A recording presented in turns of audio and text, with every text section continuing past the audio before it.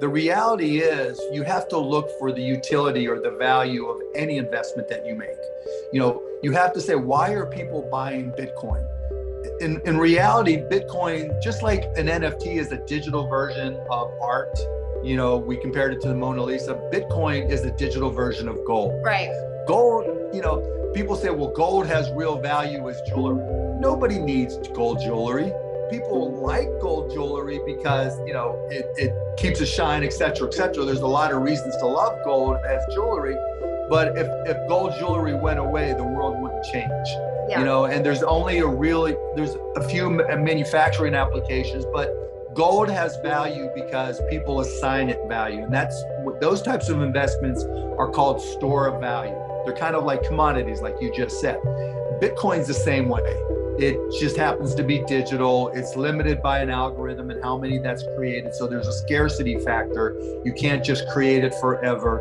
And because of that, and because it's easy to transfer, it's easy in some cases to use for cross-border payments between people in different countries. So there's some utility, but mostly people buy Bitcoin and own Bitcoin like I do because other people own Bitcoin, just like people buy gold. Now you hear a lot of stories. Bitcoin is a hedge to inflation. Gold is a hedge to inflation. It's not. It's not. We're having a lot of inflation right now. Bitcoin ain't going up. We're having a lot of inflation right now. Gold ain't going up. They've bounced around pretty much where they are. And so you've got to understand, if you're buying Bitcoin, it's a store value. And like any store of value, gold or otherwise, the price is based on supply and demand. When more people are selling than buying, it goes down. When more people are buying than selling, it goes up. And again, that's not a whole lot different than the stock market either. Tech stocks have gotten crushed worse than Bitcoin and Ethereum. Now, Ethereum's a little bit different, right? Ethereum has some level of utility where you can use it for transactions. Most NFTs are bought and sold using Ethereum. So in order to buy a Bored Ape for 100 Ethereum, you have to go buy that Ethereum. And so the more demand there is for Bored Apes or the Ape coin or whatever that's based on Ethereum, the more value Ethereum, the token, is going to have. And so when I look at any of my crypto investments, that's the first question I have. What is the core utility of it? What value does it serve? And so that's why I own more Ethereum than I do Bitcoin. Now, that said, again, when all tokens, like stocks, have some level of speculators in it, right? People who aren't long-term investors, they just want to buy because they think it's going up. And so when a market loses those speculators, and we're losing a lot of them now because interest rates are going up. Because if when you had your choice of putting your hard-earned dollars in the bank and earning 0.1% interest, you're probably going to speculate more. But now that interest rates are going up, people are speculating less. And you can't borrow money to speculate as inexpensively, so they speculate even less. And as a result, stock prices are going down. I own Amazon, I own Netflix. Those prices have gone down more than my Bitcoin and my Ethereum have gone down. But that's just the way it goes. And so, at this point in time, what I'm doing is looking to see, is there anything there that's gotten so cheap that it's time to really take a strong look at starting to buy some. And I've dabbled, when Ethereum gets down under let's say $1,800, I'll buy a little bit. When Bitcoin gets down under 28,000, I'll buy it just a little bit, because it's really hard to predict how low it's going to go. So I haven't gone all in yet. I look at DAOs and say, okay, how can they change how people do business? Right. And so one of the big things that's happening right now is, employees are starting to get a little bit more traction and having an impact at the companies that they work for. Because at least as of now, there's more jobs than there are employees, and it's not hard to go, leave your job and find another job, possibly paying even more. And companies are having to pay more to keep good people. Employees are getting more and more power. And that power is an example of why DAOs may start to have an impact in startups going forward. And so I'm starting to talk to companies now that are saying, okay, rather than creating an LLC, or rather than creating a subchapter S corporation and incorporating in Delaware, I'm going to create a company as a DAO. And I'm going to pay my employees good wages because they need to be compensated. But at the same time, I want them to participate more in how we govern the company. And so we're going to give them tokens, and we're going to post things so that they can vote on different business decisions. Let's start by understanding what Bitcoin really is. Bitcoin is a decentralized digital asset that functions similarly to traditional currencies, but with significant differences. It uses peer-to-peer payment methods, which eliminate the need for regulation by a financial authority, like a government or central bank. Each Bitcoin is mined by encrypting a string of numbers and letters. The same equation that generated the code can be used to activate it like a virtual key. Satoshi Nakamoto, an anonymous developer or group of developers, introduced Bitcoin to the public in 2009. Bitcoin is worthless artificial gold, which, if it succeeded, would facilitate a lot of illicit activity. Now, that is not something I think the world needs. And the fact that it's clever computer science doesn't mean that it should be widely used and that respectable people should encourage other people to speculate in it. Bitcoin reminds me of Oscar Wilde's definition of fox hunting, the pursuit of the uneatable by the unspeakable. Bill, Charlie and Warren have weighed in on Bitcoin. Do you own any? Somebody gave me some for my birthday. And then a few years later, I thought, hey, I'm going to sell that. So no. There's some really good technology in terms of sharing databases and verifying transactions that is talked about as blockchain. That is a good thing. Bitcoin and ICOs, I agree completely. It's one of the crazier speculative things where it's not as an asset class, you're not producing anything. And so you shouldn't expect it to go up. It's kind of a pure greater fool theory type investment. So, you know, I agree. I would short it if there was an easy way to do it. One of the interesting things, if people react when you criticize their investment, if they get mad, they're gambling. You know, if somebody criticizes Apple or Berkshire, we like it. I mean, if the stock goes down, we'll buy more of it because it's we don't care whether it's just we don't feel that it has anything to do with it. But if we criticize something that they own because they only want it to go up tomorrow, they feel we are hurting them, and therefore they get very upset about it. If they really like what they own, what difference would it make? You know. The need to move money from place to place, the cost of doing so, the overhead, as you put it, makes me think, believe it or not, of Bitcoin, because some people have said, hey, Bitcoin is the answer to those problems. Are you a believer? Well, Bitcoin is exciting because it shows how cheap it can be. Bitcoin is better than currency in that you don't have to be physically in the same place. And, of course, for large transactions, currency can get pretty inconvenient. The customers we're talking about aren't trying to be anonymous. You know, they're willing to be known. So the Bitcoin technology is key, and you could add to it or you could build a similar technology where there's enough attribution that people feel comfortable. This has nothing to do with terrorism or any type of money laundering.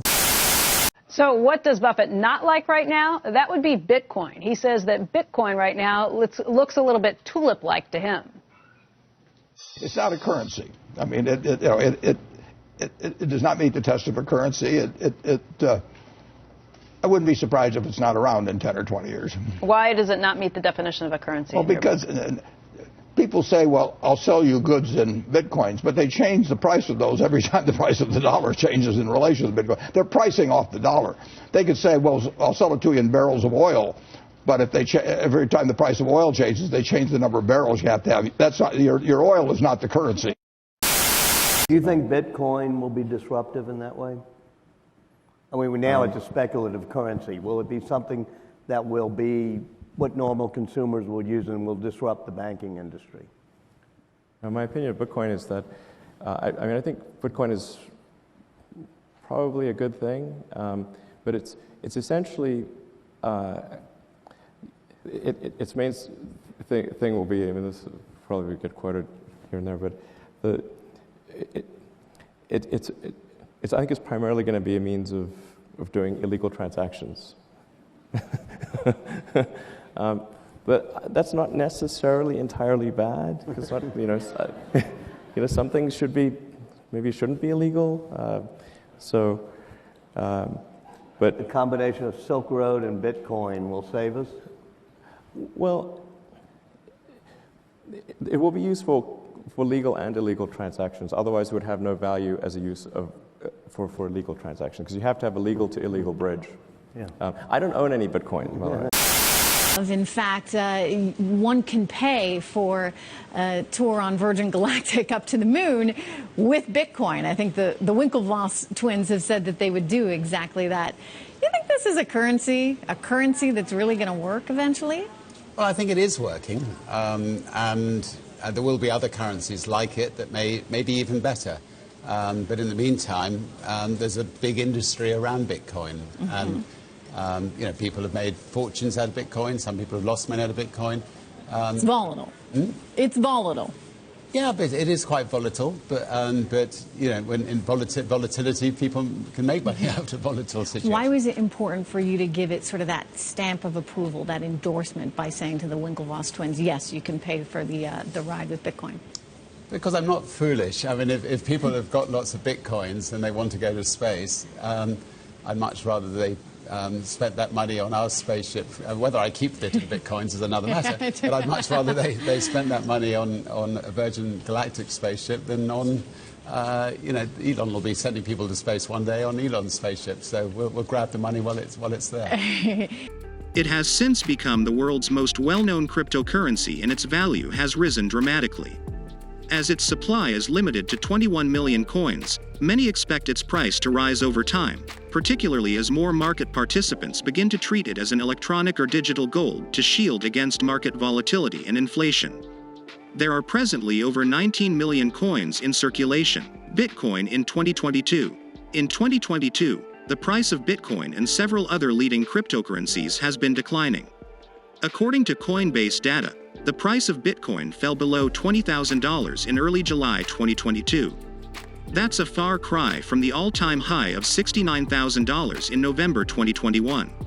Reasons global stocks have fallen are as a result of the Ukraine conflict, inflationary fears, and higher interest rates, which make it more difficult for businesses to borrow money. This has spread to the cryptocurrency market. China's ongoing crackdown on cryptocurrency also plays a role. There has also been speculation that crypto operations in Russia may come to a halt. Furthermore, there have been abrupt and severe sell-offs of major cryptocurrencies. This has caused panic and further sell-offs as consumer confidence has been shaken. Cryptocurrency prices are purely speculative, making it difficult to forecast what the future holds for this volatile investment. In other words, Bitcoin's performance will be determined by how the rest of the cryptocurrency community feels. So should you consider investing in Bitcoin? Don't invest just because you're afraid of missing out. If you are willing to take the risk, consider the following questions first. 1. Is there any evidence that prices may rise even further? 2. Are you ready to take the risk? 3. Do you understand Bitcoin? 4. Can you describe how Bitcoin works? 5. How is Bitcoin tracked and ownership proven on the blockchain? 6. Do you understand what affects the price of Bitcoin? 7. Do you understand the distinctions between Bitcoin storage methods? Because there are many different types of wallets, but the basic idea is that you keep your Bitcoin's password or private key. The major drawback is that a private wallet with a private address has issues. It is estimated that 20% of Bitcoin is lost. They become lost when people forget the passwords to their private keys. If you send Bitcoin to the wrong address, you may encounter a security issue. There are no rules requiring the incorrect recipient to return it to you, therefore your Bitcoin vanishes. 8. Can you manage the volatility of Bitcoin? Unlike traditional investments such as company stock, where price movements are influenced by business performance, Bitcoin has no underlying asset. Its price movements are entirely based on investor speculation about whether it will rise or fall in the future.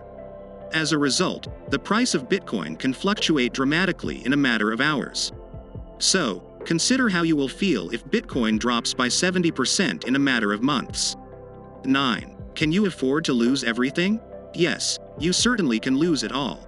A UK regulator warned you should not buy Bitcoin unless you were prepared to lose it all. Do your research, as you would with any investment, and don't put all your eggs in one basket. Distribute your money to spread the risk and only invest what you can afford to lose. Making money, like any other investment, is determined by the price at which an asset is purchased and sold. You will profit if you sell at a higher price than you paid for it, and you will lose money if you sell it for less than what you paid for it.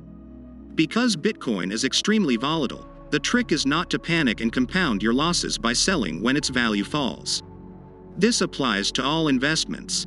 If you feel that you're ready to invest in Bitcoin, you can consider buying shares in Bitcoin-related companies by putting your money into cryptocurrency exchanges or buy stock in companies that accept Bitcoin as payment.